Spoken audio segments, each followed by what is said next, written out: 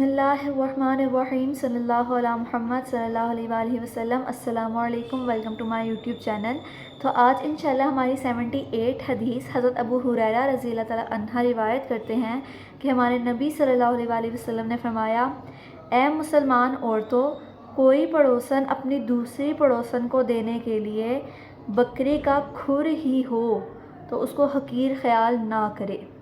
یعنی اگر آپ نے کسی پڑوسن کو بکری کا کھر ہی دیا ہے تو وہ آپ حقیر خیال نہ کریں، اللہ تعالیٰ آپ کو اس کا بھی اجر دے گا، ہو سکتا ہے اللہ تعالیٰ اس کو بھی آپ کے لیے صدقہ بنا دے۔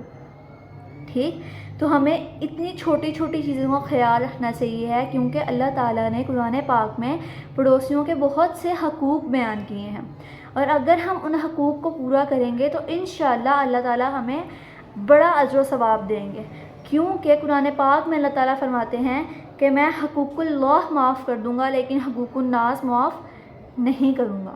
تو ہمیں حقوق اللہ بھی ادا کرنے کی پوری کوشش کرنی چاہیے، اور ہمیں حقوق الناس بھی ادا کرنے چاہیے، ان کو تو ہم کسی بھی طور پہ اگنور نہیں کر سکتے۔ بکری کا کھر کیا ہوتا ہے؟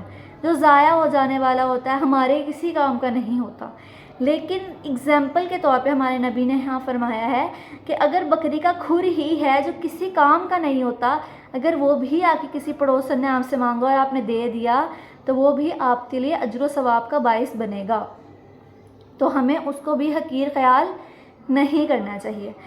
یہاں پر پڑوسی کے حقوق سے متعلق میں آپ کو ایک بات عرض کرتی ہوں کہ ہمارے نبی صلی اللہ علیہ وآلہ وسلم ایک دفعہ محفل میں بیٹھے ہوئے تھے، تمام صحابہ اکرام بھی وہاں موجود تھے، تو ہمارے نبی صلی اللہ علیہ وآلہ وسلم نے فرمایا، خدا کی قسم وہ مسلمان نہیں ہو سکتا۔ سارے صحابہ کرام ایک دم چونک گئے کہ ہمارے نبی فرمائیں گے کچھ بھی تو ہمیں تو اس پہ یقین ہے، لیکن ہمارے نبی نے قسم کھا کے بتایا ہے۔ تو پھر ہمارے نبی صلی اللہ علیہ وسلم نے پھر قسم کھائی اور فرمایا، خدا کی قسم وہ مسلمان نہیں ہو سکتا۔ پھر صحابہ کرام اس قدر چونک گئے کہ ہمارے نبی نے دوسری دفعہ قسم کھا لی ہے۔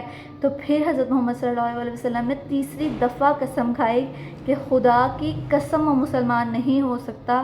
تو صحابہ کرام بہت پریشان ہو گئے کہ ہمارے نبی نے ایک تو قسم کھائی وہ بھی 3 دفعہ، پھر انہوں نے پوچھا کہ یا رسول اللہ کون مسلمان نہیں ہو سکتا؟